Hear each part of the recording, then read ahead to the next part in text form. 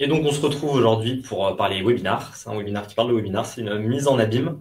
Donc, si vous êtes ici aujourd'hui, je pense que vous savez tous ce qu'est un webinar, mais je vais le redéfinir rapidement. C'est tout simplement une conférence en ligne collective sur un sujet précis, sur une problématique. Donc, c'est l'occasion pour vous de parler de votre entreprise, de votre expertise, tout en abordant les problématiques de votre site.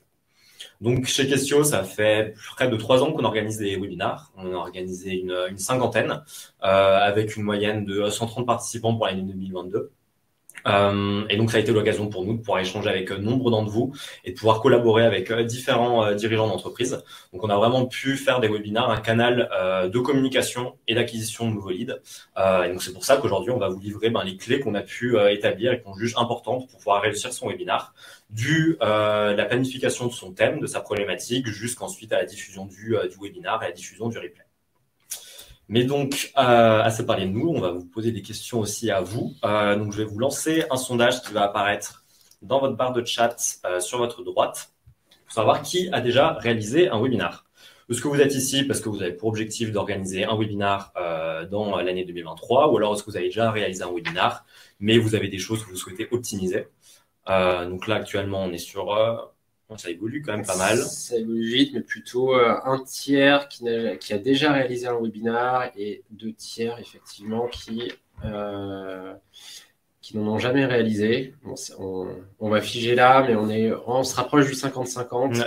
Je vais bloquer maintenant. On est 45% qui ont déjà réalisé un webinar et 55% qui n'en ont pas encore réalisé. Effectivement, on trouve vraiment les deux possibilités, j'ai envie de dire, aujourd'hui dans l'audience. Et autre question pour vous, pour votre webinar, pour vous, quel est l'objectif principal? Parce que c'est vrai que le webinar, ça permet de répondre à plusieurs objectifs. Ça peut être la génération de leads, ça peut pour développer votre visibilité, asseoir votre expertise, même échanger avec votre cible. Mais donc pour vous, aujourd'hui, quel serait votre objectif principal? Parce que ça va nous permettre d'orienter un peu plus la discussion. Donc là, on voit une dominance pour l'objectif de génération de leads. Et en deuxième position, l'objectif de développer sa visibilité, sachant que les 4 solutions ne sont pas incompatibles. Oui, bien sûr, ça ne s'oppose pas, mais c'est bien d'avoir une vision claire de l'objectif prioritaire lorsqu'on met en place un webinar. On va arrêter là le sondage. Donc, 62% plutôt sur un objectif de génération de leads. Et ensuite, c'est assez proche, 15% sur la visibilité, l'expertise pour 12% et 10% pour avoir une interaction avec sa cible. Et donc, ouais. Vas-y. Aujourd'hui, donc, on se retrouve donc pour vous livrer pour nous les 5 clés pour pouvoir réussir son webinar qu'on a établi suivant les 5 étapes qui nous paraissent essentielles pour la réalisation de son webinar. Donc, comme je vous disais, du choix du thème jusqu'ensuite à la diffusion du replay. Au fil des différents webinars qu'on a animés, c'est vraiment une chronologie qu'on a réussi à établir. Et donc, on va vous livrer pour chacune de ces étapes une clé pour pouvoir réussir son webinar. Et je suis en train de vous faire le message sur le chat, mais bien entendu, tout au long du webinar, n'hésitez pas à poser vos questions, vos remarques, et à chaque fin de partie, on prendra le temps de d'y répondre et de les commenter. Première étape dans la mise en place d'un webinar, le choix du thème, forcément. Là-dessus, et encore une fois, c'est vraiment un partage aujourd'hui qu'on vous fait et Théo l'a dit, sur l'expérience qu'on a acquise sur la mise en place de nos webinars. Ce qui est important, 2 éléments majeurs. Le premier, ça va être d'être sur un thème précis. On peut avoir tendance on a beaucoup de choses à dire. On peut avoir tendance à vouloir s'assurer de parler de beaucoup de sujets pour être sûr de toucher l'intérêt du maximum de personnes. Et en fait, nous, ce qu'on voit, c'est qu'il faut plutôt aller sur un thème précis sur lequel on va aller plus dans le détail plutôt que survoler chaque thématique, où au final, si on fait ce choix-là, la personne qui va ressortir du webinaire, on ressort avec très peu d'éléments concrets à mettre en place ou apport vraiment détaillé. Donc, à choisir, vraiment aller sur un sujet très précis qui va être le thème, le cœur du webinar. Ça, c'est le premier élément. Le deuxième, une fois qu'on a réfléchi à ce thème précis, c'est quoi le thème? Et à ce niveau-là, on pourrait être tenté de partir de son offre de service, de ses produits, pour les mettre en avant, pour montrer en quoi ils sont différenciants. C'est une erreur finalement, parce qu'en fait, l'objectif pour attirer des personnes, c'est bien entendu de répondre à leurs enjeux à eux. Donc là, on a un travail relativement classique en marketing, c'est le travail sur son persona, qui il est, quels sont ses enjeux aujourd'hui, quelles sont ses contraintes, les points sur lesquels notre expertise peut l'aider. Et c'est de cette base-là, donc en partant de votre persona, que vous allez travailler sur la thématique de votre webinar.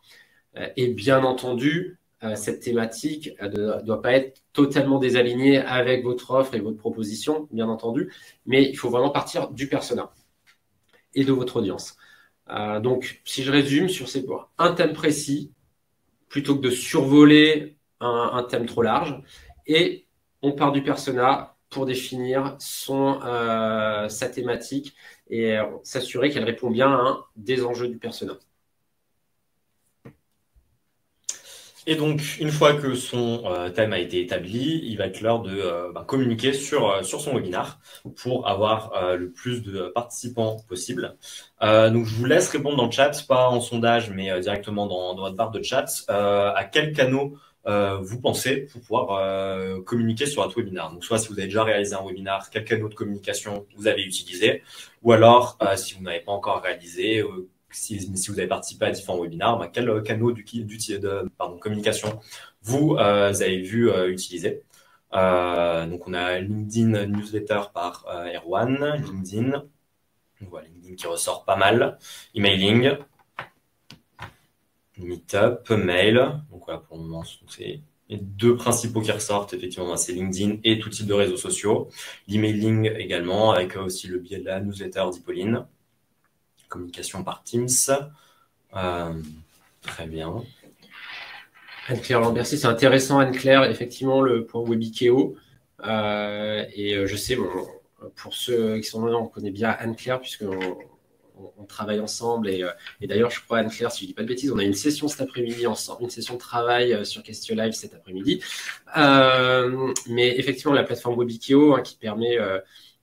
alors qui a un intérêt, c'est d'aller diffuser de façon assez large son webinar à l'audience de Webikeo. Donc c'est effectivement, je pense, ça dépend aussi de sa cible et on en parlera tout à l'heure de l'objectif aussi du webinar. Mais c'est une plateforme qui peut être intéressante effectivement pour amplifier la communication autour de son webinar. C'est un bon point. Ouais. Élise qui dit en interne, effectivement, que le webinar, déjà, c'est tout bête, mais qu'il soit connu des collaborateurs d'entreprise et qu'eux puissent le relayer lorsqu'ils ont des interactions avec les prospects, les clients. C'est un très bon point qu'on peut négliger parfois. Donc, c'est bien de leur dire effectivement. Et donc, pour avoir une vue d'ensemble des différents canaux de communication possibles, j'ai sélectionné les différents canaux que nous, on a utilisés pour ce webinar. Donc, vous avez bien évidemment, comme vous l'avez mentionné, l'envoi d'emails.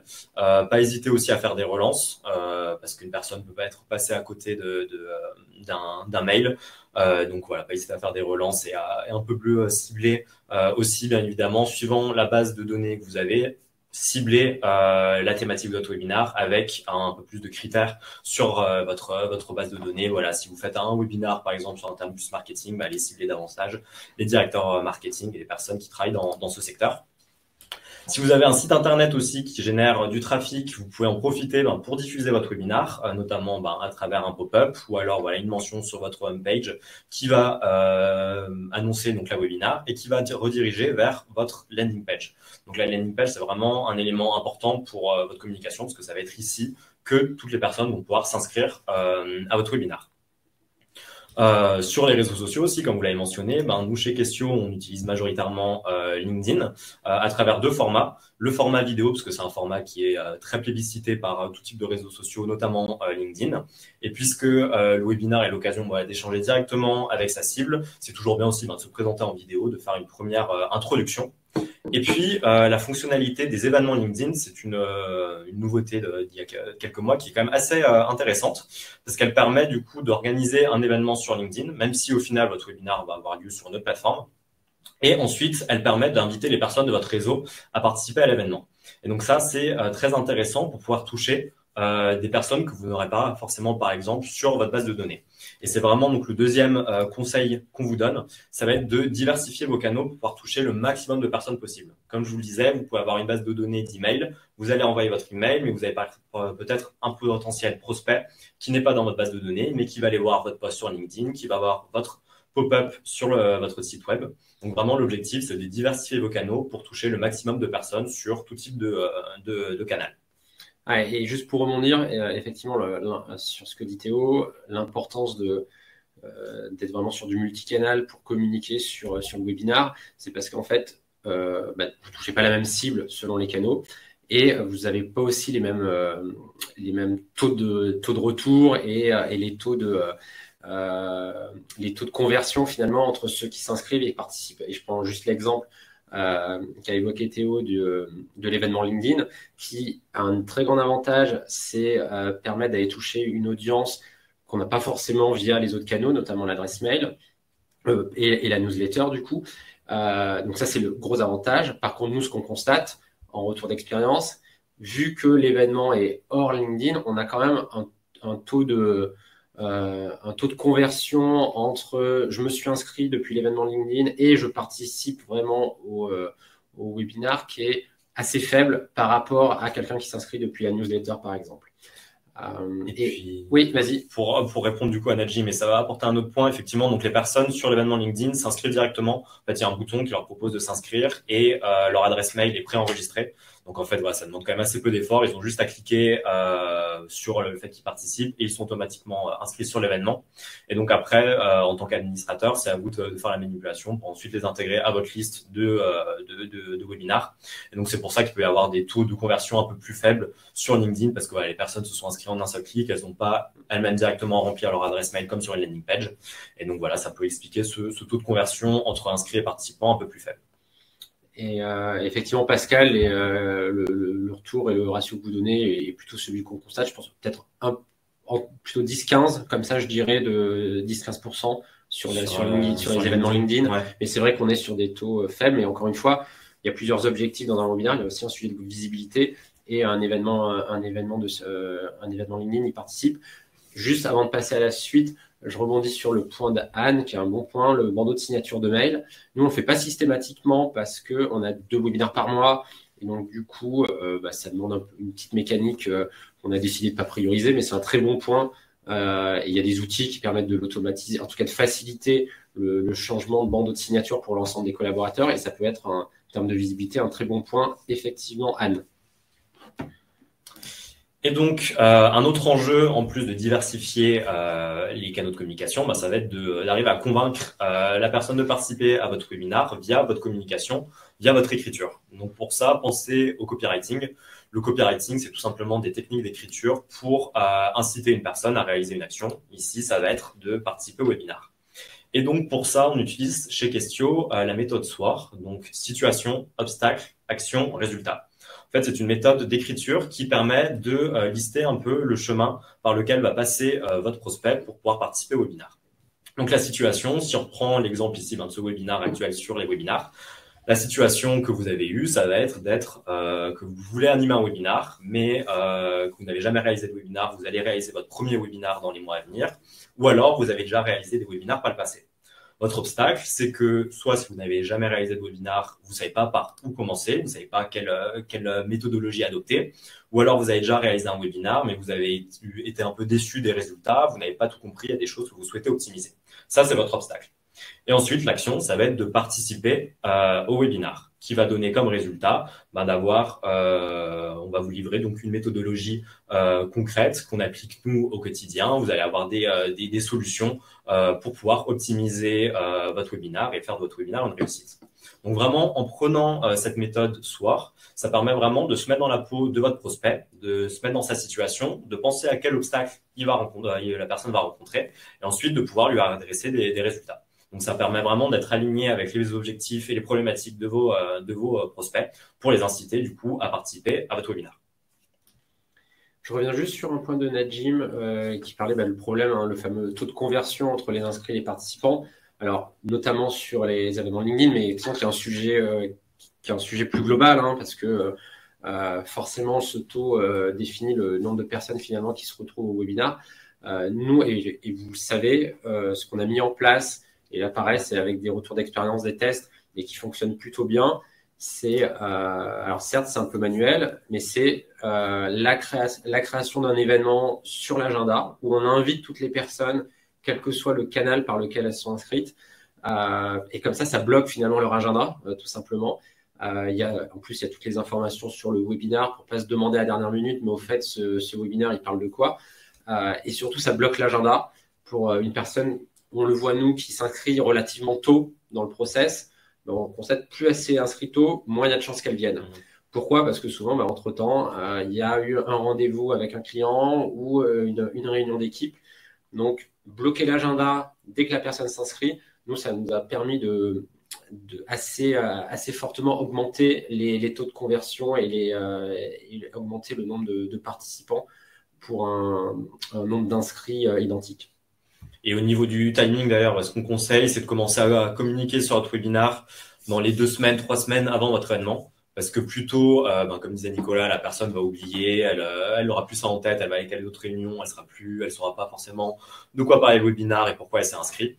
Donc voilà, un délai de 2 semaines, 3 semaines avant le webinaire, ça permet de garder quand même ça en tête assez fraîchement. Et puis, ça permet de pouvoir, idéalement, chaque jour, avoir une action sur différents canaux à propos de votre webinaire pour vraiment diversifier et avoir le temps de pouvoir faire des relances sur différents canaux et pouvoir toucher le maximum de personnes. Oui, et ça vous permet aussi d'intensifier si besoin. Si vous voyez que par rapport aux habitudes que vous avez moins d'inscrits, ça vous permet sur la dernière semaine d'intensifier les relances, la communication que vous allez faire pour ajuster les résultats. D'accord. Est-ce qu'il y a des questions sur ce point? Encore une fois, je vous laisse bien entendu poser vos questions comme certains l'ont fait dans le chat et puis on va continuer sur le live, le webinaire en tant que tel. Déjà, premier point, c'est quel outil je vais choisir. Alors, on ne fera pas aujourd'hui une liste exhaustive des solutions disponibles et de leurs avantages, contraintes. Si on le verra plus tard, si vous voulez vraiment qu'on vous aide à ce niveau-là, on peut vous donner, on vous donnera de l'information bien volontiers. Mais aujourd'hui, et je pense que le contexte qu'on a vécu sur les quelques dernières années ont favorisé l'émergence de beaucoup de solutions de webinaires. Donc là, c'est vraiment du test. Laquelle est la plus adaptée, laquelle je prends en main la plus facilement. Toutes ne se valent pas au niveau des interactions qu'on peut avoir à la fois avec l'audience ou avec un co-animateur. Donc là, c'est vraiment en fonction de vos attentes que vous allez choisir une solution.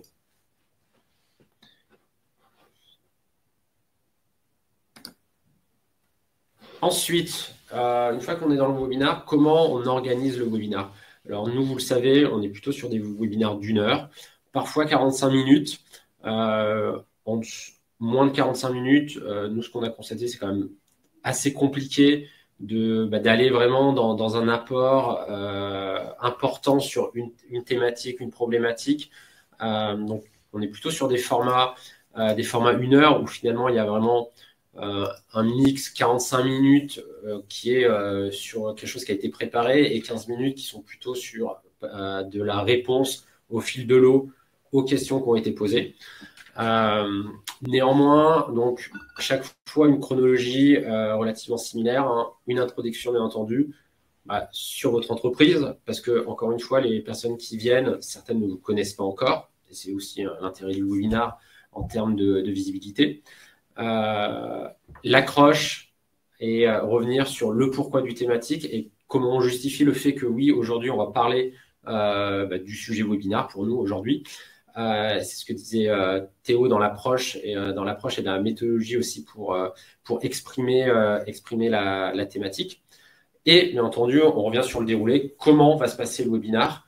Élément important pour pas que le webinar soit, je dirais, subi tout le long du webinar. Là, on passe de tel sujet à tel autre. Il faut vraiment poser dès le départ le déroulé et le rappeler à chaque avancement du webinar pour que la personne qui arrive, potentiellement avec un peu de retard, elle sache où elle en est du webinar et quelle est la thématique en cours.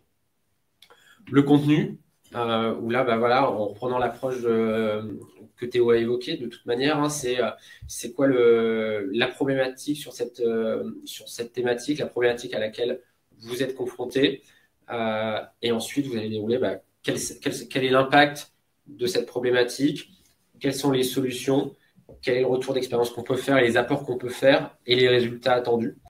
Ça, c'est vraiment la partie où là, vous apportez votre valeur et votre expertise, votre connaissance sur la thématique en question et la problématique en question. À la fin, en récap, voilà ce qu'on s'est dit au webinaire, voilà les points importants. Il y a beaucoup de contenu sur les webinaires, donc c'est bien, même de façon orale, de rappeler les grandes lignes. Et si la personne en face devait retenir que 3 points, ce seraient lesquels? Tout au long, bien entendu, on revoit le chat, on pose des questions aux audiences, on va en parler plus spécifiquement juste après. Et enfin, sur les 5 dernières minutes, la question se pose sur le call to action, c'est qu'est-ce que je propose aux personnes qui sont en face de moi? Parce que j'ai la chance de me retrouver face à une audience qui s'intéresse en tout cas aux problématiques sur lesquelles j'ai quelque chose à dire. Qu'est-ce que je leur propose par la suite? Que ce soit un échange, un livre blanc, une proposition spécifique sur un de mes produits, un de mes services, peu importe. Mais c'est bien vraiment de ne pas sous-estimer ça et de ne pas juste partir en disant, voilà, si vous avez des questions, vous pouvez m'envoyer un mail et on se retrouve la prochaine fois. C'est vraiment avoir un vrai call to action intéressant pour l'audience du webinar. Le live, le point important sur lequel on insiste, c'est l'interaction. Vous le voyez, on l'a fait au démarrage. Hein. Il y a dans Webinar Jam, la solution qu'on utilise, la possibilité de poser des questions, de faire des sondages. Ça permet de démarrer les interactions avec l'audience. Et en plus, ça vous apporte de l'information qui permet parfois d'ajuster le webinar, ou en tout cas dès le départ, s'assurer qu'on va bien appuyer sur des points précis.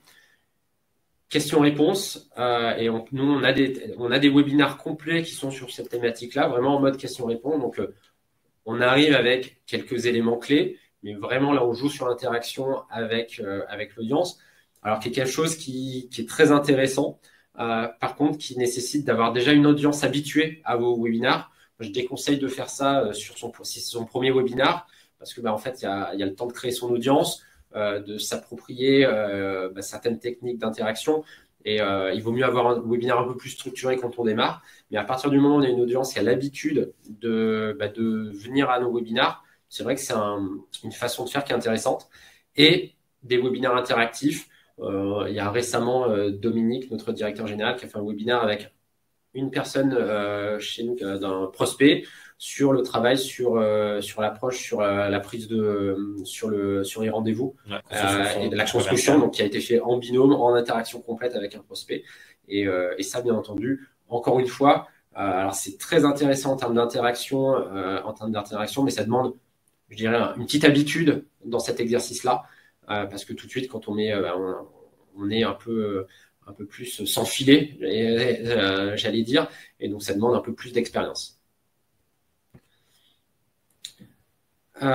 Et donc là, vraiment, de toute façon, c'est ce que je disais, le point important à retenir sur le live, c'est comment j'interagis avec mon audience et comment j'arrive via des questions, via des voilà, via des sondages, via des petits outils comme ça. Je suscite l'interaction. Si vous êtes sur un webinaire d'1 heure et que vous êtes juste en mode descendant, c'est-à-dire vous donnez du contenu pendant 1 heure, c'est quand même assez difficile pour les personnes en face de rester intéressées tout au long du webinaire. Et donc, comme Nicolas le mentionnait, à la fin d'un webinaire, ce qu'on conseille, c'est de clôturer sur un call to action, parce que comme le disait Nicolas, vous avez face à vous une audience qui est intéressée parce que vous dites. Et comme on l'a vu dans le sondage, un de nos objectifs, c'est la génération de leads suite au webinar. Donc, le call to action, c'est vraiment un élément fondamental pour cela. En fait, c'est tout simplement un contenu additionnel en lien avec le webinar. Donc, ça peut être soit une promotion sur une de vos prestations, un de vos services, une de vos offres en lien avec le webinar. Ça peut être aussi directement une session d'échange pour aller un peu plus loin sur les thématiques abordées et puis pour rentrer plus en détail sur les thématiques du prospect, ou alors également un contenu additionnel en lien avec le webinar. Donc vraiment, l'objectif, c'est d'avoir cette structure-là où à la fin de chaque webinaire, on propose un call to action pour pouvoir ensuite identifier tout simplement les prospects intéressés par votre offre qui pourront potentiellement devenir de futurs clients. Et donc là, bien entendu, je reviens juste sur le point de Théo, c'est bien se poser la question. Et si je remonte d'un cran, même au moment de la réflexion sur le webinaire et quelle va être la thématique qu'on va proposer, c'est du coup de bien se poser la question, quel va être mon call to action? Et du coup, est-ce que j'ai un contenu, est-ce que j'ai quelque chose à proposer derrière qui est en lien avec ce webinaire? Et donc, concrètement, le contenu que vous avez à disposition, le call to action que vous pouvez proposer va aussi conditionner le choix de la thématique que vous allez exploiter pendant le webinaire. Une fois que vous avez proposé votre call to action, donc qui est souvent quelque chose qui va être digital, ça va être un livre blanc, ça va être alors ça peut être une proposition de rencontre, de rendez-vous, ça peut être un contenu.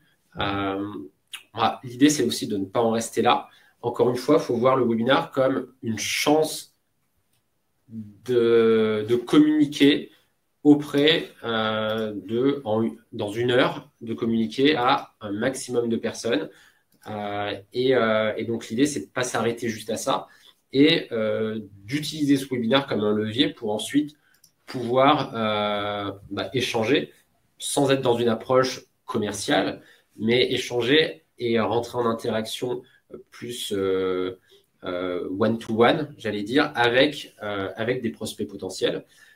Et là, il va être très important d'avoir défini un processus marketing commercial suite à son webinaire. Nous, concrètement, des personnes qui ont été intéressées, qui ont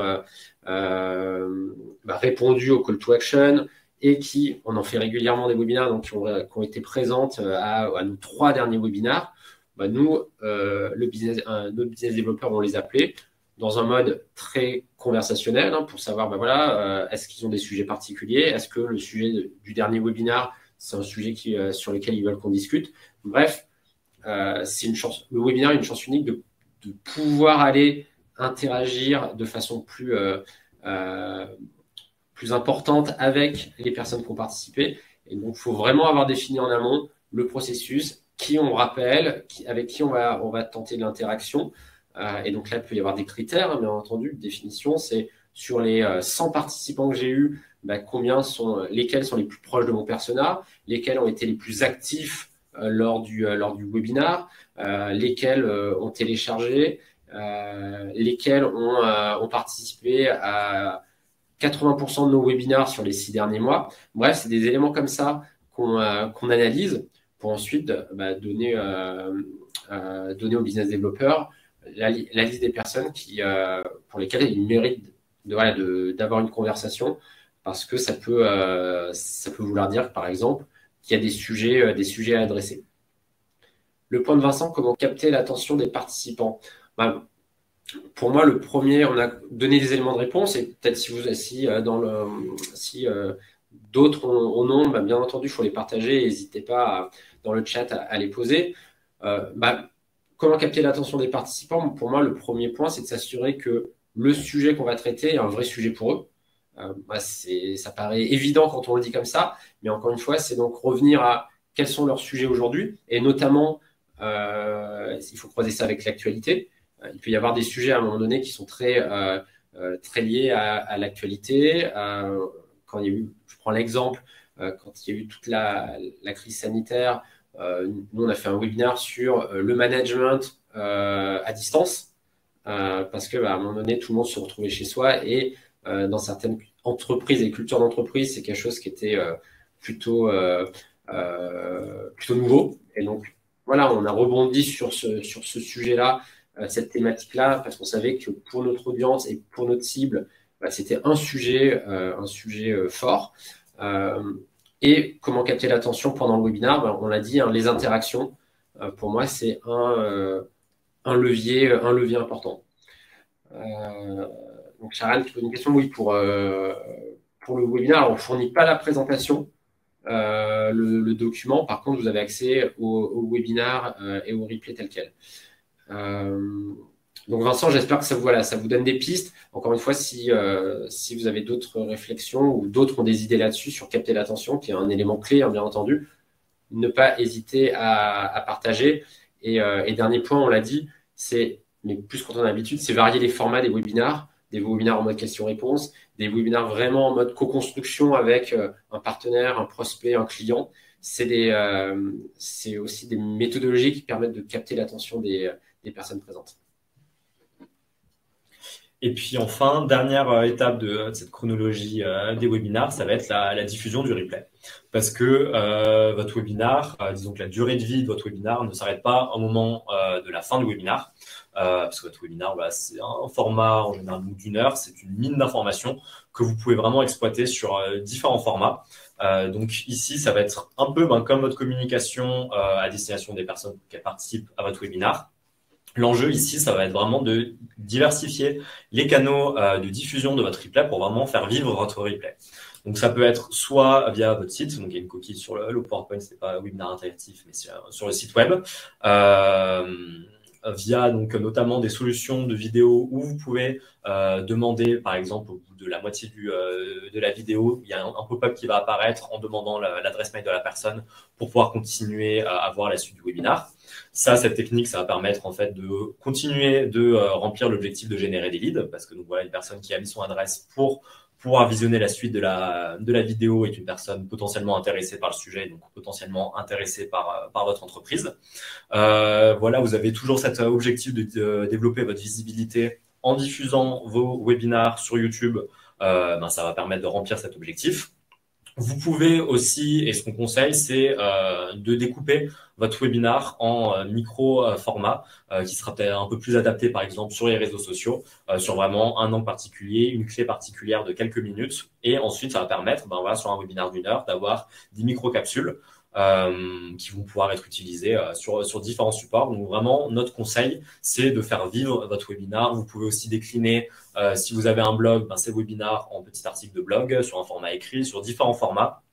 Parce que voilà, vous avez une mine d'informations pendant une heure, c'est dommage de passer à côté. Donc voilà, le conseil, c'est vraiment de diversifier les contenus et les canaux de communication pour faire vivre votre replay, même plusieurs mois après la diffusion de votre webinar. Ouais, et ce qui est important à savoir, c'est que, vous le savez, pour la moitié des personnes ici qui ont déjà mis en place un webinar, ça prend du temps de construire un webinar. Toute la partie préparation, la partie la gestion des inscrits, participation, tout le processus est quand même un processus qui prend du temps. Et donc, c'est l'important là, c'est en termes vraiment de productivité, c'est comment j'optimise le temps passé sur le webinar et via les exemples qu'a donné Théo sur l'accès au replay sur le site internet, les capsules et pouvoir découper le webinaire, ce qui demande à avoir réfléchi en fait dès le départ à comment je vais pouvoir le découper. Donc voilà, c'est très important vraiment compte tenu de l'énergie nécessaire à la création à l'organisation d'un webinar, de ne pas juste faire un one-shot, c'est le webinaire est passé, maintenant c'est terminé et j'envoie juste le lien du replay aux personnes qui ont participé, mais d'aller plus loin dans l'exploitation du contenu. Et moi, je voulais faire un point un peu plus précis sur un sujet, parce qu'on a quelques webinars sur lesquels on utilise ce format-là.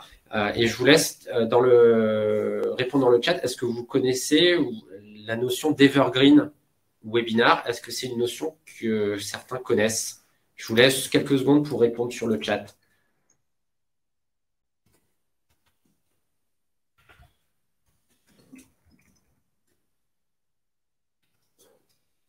Les webinars evergreen.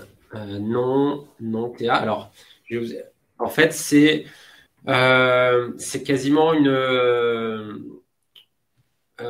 c'est entre le replay et le webinar live.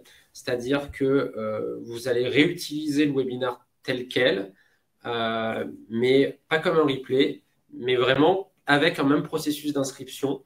C'est-à-dire concrètement, dans un mois, admettons que ce webinar, le webinar qu'on a fait aujourd'hui, on le transforme en evergreen webinar. Il va se retrouver sur, par exemple, une page de notre site internet. Vous y avez accès. En fait, vous n'allez pas juste démarrer le webinar et ça va vous faire comme un replay, comme une vidéo YouTube finalement. Ça va vous demander de vous inscrire.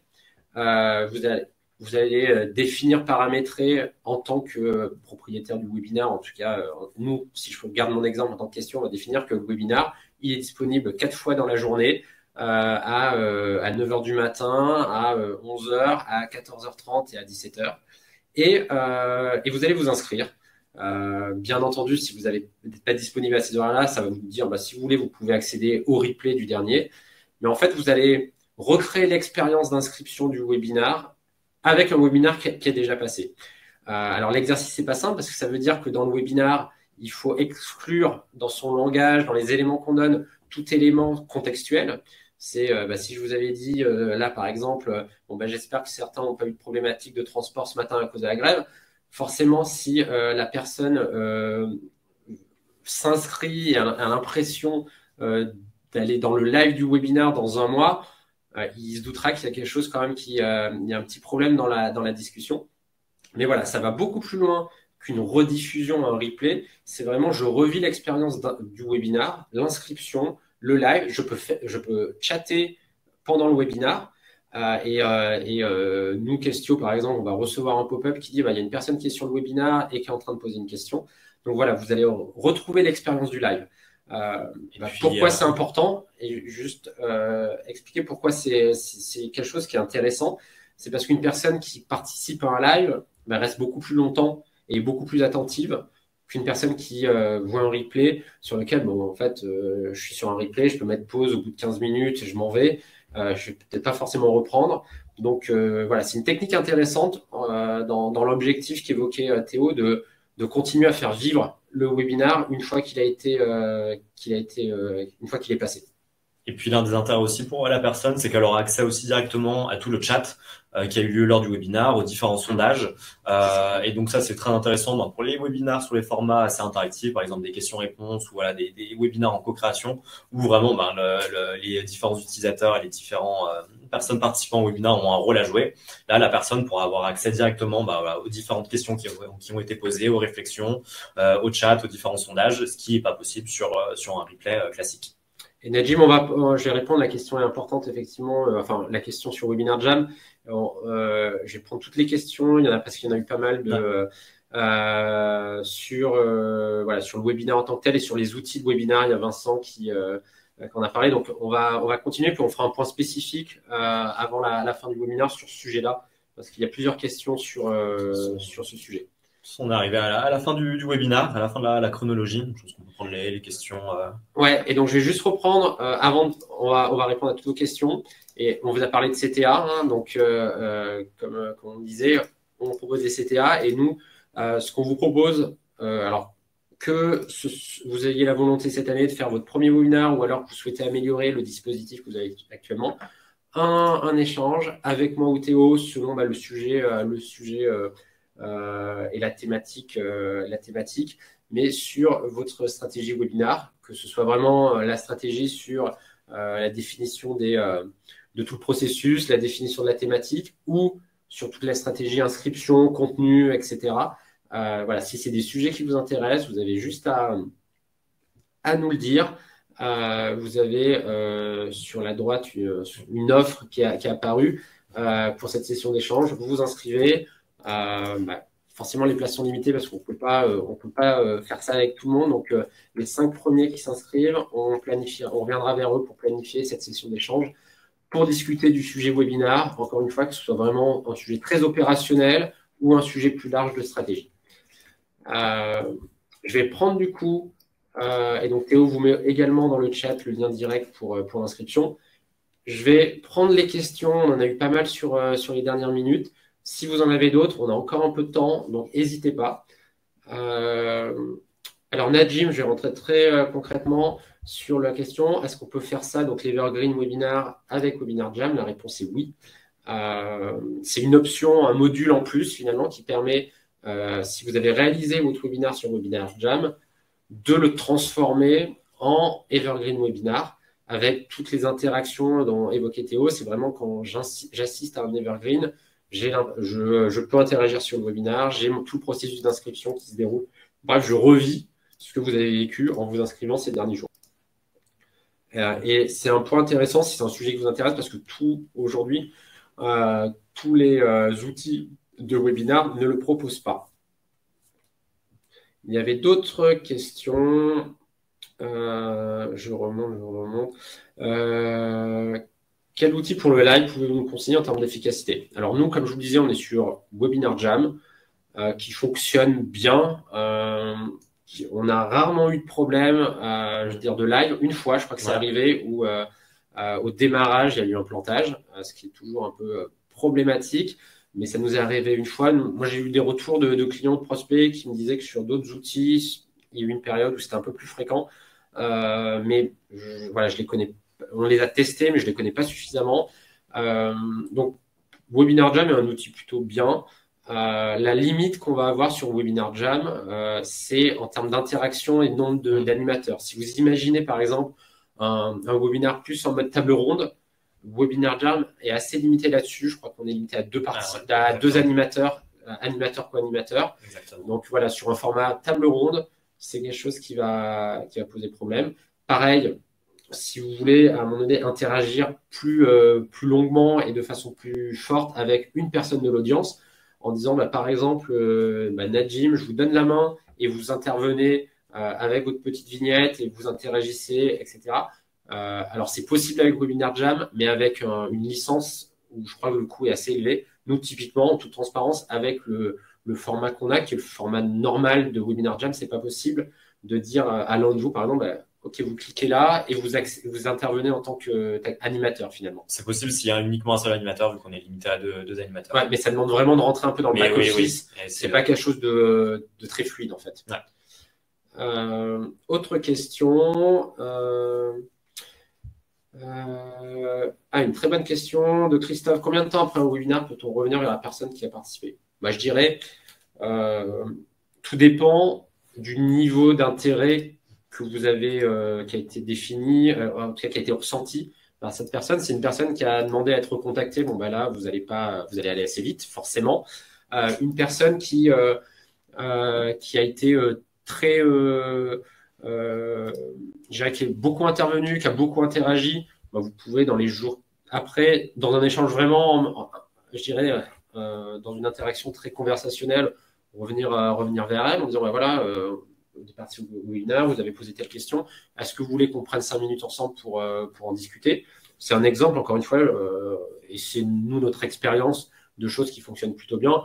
Si c'est une personne qui vous dit en fait, ça fait 3 fois qu'elle vient sur nos webinaires et je veux la solliciter, là, la temporalité est peut-être un peu moins importante. Donc, tout va dépendre du niveau d'intérêt de la personne. Et donc, est-ce qu'elle a cliqué sur un call to action? Est-ce qu'elle est juste venue? Bref, ça, c'est des règles que vous avez à vous fixer. Mais le risque, malgré tout, c'est de pas trop attendre non plus parce que la réalité, c'est que la personne risque de plus se souvenir et le fait qu'elle ait participé au webinaire, ça reste un levier d'interaction pour vous. Donc, dire, vous avez participé à tel webinaire. Si la personne vous appelez 6 mois après, qu'elle ne se souvient plus, forcément, ça perd un peu de son intérêt. Autre question, comment savez-vous quand on a un contact à participer à plusieurs webinaires? Et donc là, Théo, peut-être tu peux en parler sur Webinar Jam, concrètement. Oui, il y a la possibilité d'avoir donc l'historique de toutes les personnes qui ont participé. C'est vrai qu'au niveau de tout ce qui est feedback et statistiques sur les événements, Webinar Jam est quand même assez complet. On peut donc avoir la liste avec l'adresse email de chaque participant. On peut savoir quand la personne s'est connectée, combien de temps elle est restée sur le live. Et donc après, il suffit de sortir toutes ces différentes listes et de comparer sur les différents webinars. Et puis aussi, il y a la possibilité de savoir qui s'est inscrit si vous utilisez des listes, par exemple, sur votre outil d'envoi de mail ou alors sur votre CRM. Il y a différentes solutions qui vous permettent d'avoir accès à ces différentes informations. Ensuite, on continue sur les questions. Il y en avait d'autres. Donc, Najim, on a répondu sur le webinaire. Et Marjorie disait la plupart des outils destinés à faire du webinaire le proposent. Alors, c'est de plus en plus vrai, effectivement, Marjorie, parce que c'est une fonctionnalité qui devient un peu essentielle. Par contre, souvent, c'est des modules en plus et relativement avec un budget quand même assez conséquent. Donc, il faut vraiment d'avoir une stratégie claire sur comment je vais l'exploiter pour pas que ça devienne juste une option en plus qu'on utilise peu. Mais c'est vrai que les gros acteurs du marché aujourd'hui le proposent. Il y a encore, malgré tout, quand même certaines solutions qui ne proposent toujours pas. Mais c'est vrai que ça devient une fonctionnalité de plus en plus présente. Dominique, connaissez-vous l'outil Globe? Non, je ne connais pas cet outil. Emma, avez-vous des conseils en termes de stratégie de relance après le webinaire pour ceux qui sont venus, pas venus? Alors, nous, ce qu'on fait, Théo, tu pourras confirmer, c'est ceux qui ont participé, sous 48 heures, on leur envoie le lien vers le replay avec le CTA toujours disponible, s'il est disponible. Donc, si par exemple, il y a encore des places pour les inscriptions avec le CTA qui a été proposé.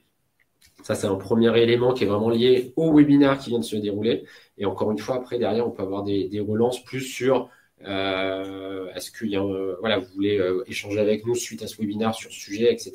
Mais en tout cas, on fait une relance, nous, sous 48 heures et qui permet de notamment donner le replay à ceux qui ont dû partir plus tôt, qui sont arrivés un peu en retard, etc. Ça, c'est pour tous ceux qui étaient présents. Et on fait pareil, Théo, avec ceux qui sont inscrits mais qui ne sont pas venus. On leur envoie le lien.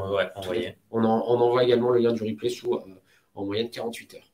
Et pour les no-shows aussi, il y a des différentes solutions. Il me semble que Livestorm propose aussi automatiquement un envoi de mail personnalisé aux personnes qui ont été inscrites mais qui n'ont pas assisté au webinaire, parce que la solution a directement cette information-là, et donc elle leur envoie un mail personnalisé du type vous n'avez pas pu être présent, on vous donne quand même le webinaire. Donc il y a possibilité de personnaliser aussi suivant les personnes qui sont inscrites, qui ont assisté au webinaire, et les personnes qui se sont inscrites mais qui n'ont pas pu assister au webinaire, pour pouvoir personnaliser la communication. Laurent, très bonne question. Quels sont les taux de transformation moyens auxquels s'attendre? Alors, je vais faire une réponse un peu, ça dépend. Mais en tout cas, nous, sur le premier critère, les inscrits participants, on est en général à 60% d'inscrits qui participent au webinaire. Et comme je le disais, ce qui est important, c'est qu'entre un email, un événement LinkedIn, il y a vraiment des grosses variations sur ces taux, mais globalement, entre inscrits participants, on peut s'attendre à ça. Nous, sur 100, et encore une fois, en toute transparence, sur notre expérience, sur 100 inscrits à un webinaire, si on prend une moyenne, nous, ça va permettre de nous générer entre 5 et 10 leads. Après, prospect client, très honnêtement, c'est beaucoup plus compliqué à dire parce que ça va dépendre de la thématique, il y a beaucoup de variables qui rentrent en jeu, et surtout, nous, il y a des clients qui participent à nos webinaires. Il y a des prospects qui sont déjà en phase commerciale assez engagés. Et nous, on voit, et on l'a vécu sur plusieurs prospects qui étaient en discussion. En fait, le webinaire a aidé à la conversion et au fait qu'il passe client. Pourquoi? Parce que notamment, c'est une façon c'est un élément de réassurance pour quelqu'un qui a un sujet avec nous, qui est en discussion avec notre équipe commerciale, de voir nos têtes, tout simplement, de voir que ce qu'on dit, ce qu'on essaye est plutôt pertinent. Et on a plusieurs clients sur lesquels ça ça a permis de soit réactiver des échanges qui commençaient à être un peu compliqués, soit vraiment à convertir le client. Voilà ce que je peux dire sur les taux de transformation, Laurent.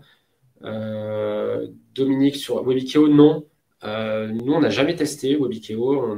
J'en parlais tout à l'heure, des clients, je sais qu'ils l'utilisent. Moi, le constat que j'avais pu faire et le retour d'expérience que j'avais pu avoir, c'est que certes, ça permet de pousser vers une audience assez forte votre webinar, mais par contre, c'est des audiences qui sont peu engagées, qui ont l'habitude de consommer, j'ai envie de dire, du webinar, et donc qui vont plus faire de la prise d'information, mais avec lesquels ça va être plus compliqué d'aller plus loin dans la conversation. En tout cas, c'est vraiment des retours. Moi, on n'a pas d'expérience avec Webikeo, mais sur des échanges que j'ai pu avoir avec des confrères ou avec des clients, c'est des éléments qui sont ressortis. Et après, sur l'offre Webikeo, Marjorie, moi, très honnêtement, j'ai aucune idée du tarif et de l'offre qu'il propose. Donc là-dessus, je ne pourrais pas vous donner d'éléments. Maintenant, encore une fois, je reviens à ce que disait Théo et le premier élément qu'on a donné, ça dépend de votre objectif. Si votre objectif numéro 1, c'est de la visibilité, peut-être qu'effectivement, Webikeo peut être intéressant. Je pense que ça dépend énormément du personnage. Je pense que si vous avez un personnage dirigeant, par exemple, je ne suis pas sûr qu'il soit beaucoup sur Webikeo. Dominique par Marjorie. Qui l'utilise depuis 3 ans. Ok, pour là. Ok, très bien. Intéressant, effectivement, je regarderai. Et donc, Webikeo, 3500 € par campagne, effectivement. Après, encore une fois, tout est relatif par rapport à vos objectifs et aux retombées, au ROI qu'on peut attendre derrière. Donc avoir l'intérêt. S'il n'y a pas d'autres questions, pour nous, c'est bon, Théo. Oui. Du sujet. Merci à tous en tout cas d'avoir été présents pour ce premier webinaire Questio de l'année 2023. On revient vite dans 2 semaines avec un webinaire qui sera animé par Dominique, notre directeur général. Donc merci à tous, à très bientôt et encore une fois merci d'avoir été présents. Au revoir.